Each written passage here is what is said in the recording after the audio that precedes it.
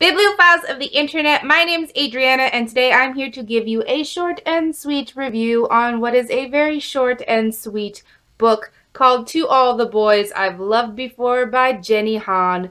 Maybe you've heard of it. I read this book this month in cooperation with a read-along. I can't think of the name of the read-along, but if there is a group for this read-along, it will be linked in the description. To All the Boys I've Loved Before is a story about a girl named Laura Jean. I'm pretty sure her name is Laura Jean. And what she does when she wants to get over a guy that she has a crush on is she puts all of her feelings about him into a letter. She doesn't hold back because these letters are just for herself. For her, it's almost like catharsis to just get out all of those feelings, write them down in a letter, and be done with it. So she writes these letters, she addresses them, but she never sends them off. She just puts them in a hat box in her closet and forgets about them. So Laura Jean goes on with her life. She minds her own business. She's kind of going through a sticky, kind of difficult time because her older sister, who often acted as the mother figure in the family, has gone to study abroad, like way abroad. So she has to concentrate on school, and she also has to start help running the house, and she has to take on more responsibilities.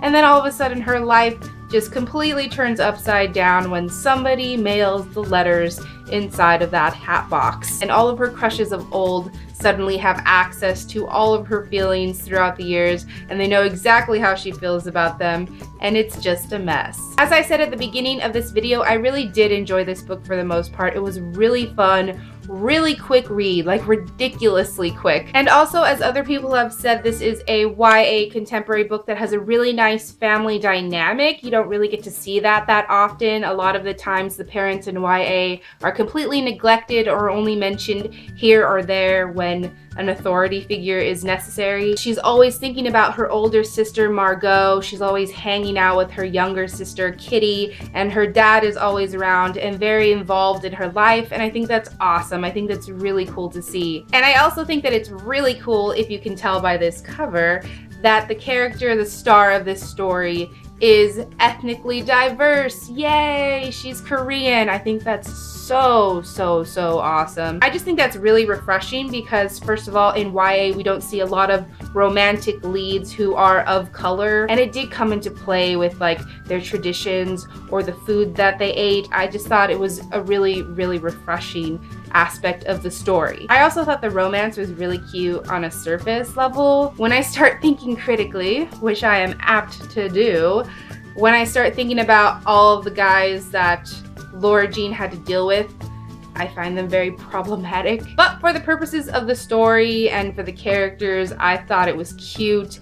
And again, if you just sort of roll with it, it's a very fun, very enjoyable read. I will say that I didn't think the writing was anything special. It served its purpose and it was just fine. I'm definitely not saying that it was bad or anything. To me, it was just not memorable. And in regards to the writing, I also felt like the beginning of the book was a little bit rocky for me. Not difficult to read at all, but just a little bit hairy, if you get what I'm saying. A lot of people don't think of world building when it comes to contemporary novels. They think of that when it comes to high fantasy, sci-fi, because we have to establish these realms that we don't know anything about.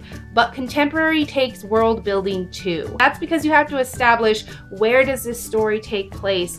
What time period? Who are the characters? Who are the characters that are central to the layout of the story?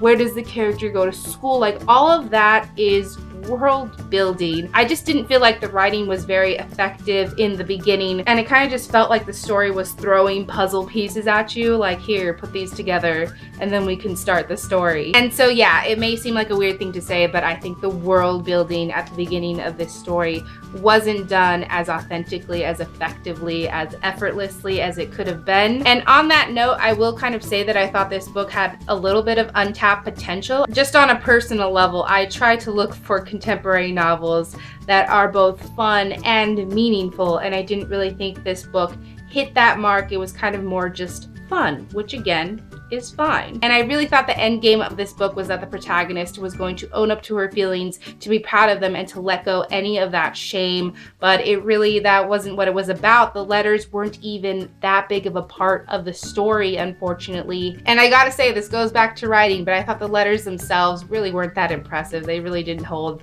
that intimate of thoughts. In one of the letters, she literally tells a guy, "I don't like you because you take the last slice of pizza." It's really not as deep as I thought it was going to be. So it was definitely a cute, fun, entertaining read. Definitely a feel-good kind of novel. Overall, I'd say it was a really enjoyable read, a really fun contemporary novel, but again, nothing really special. At the end of the day, I gave To All the Boys I've Loved Before 3.5 out of 5 stars. So this is another book that's been very, very popular on BookTube lately. So if you have read this book, feel free to leave your thoughts and your feels in the comments below. I really hope you guys enjoyed this video. Thank you so much for watching, and I will catch you on the flip side of the page.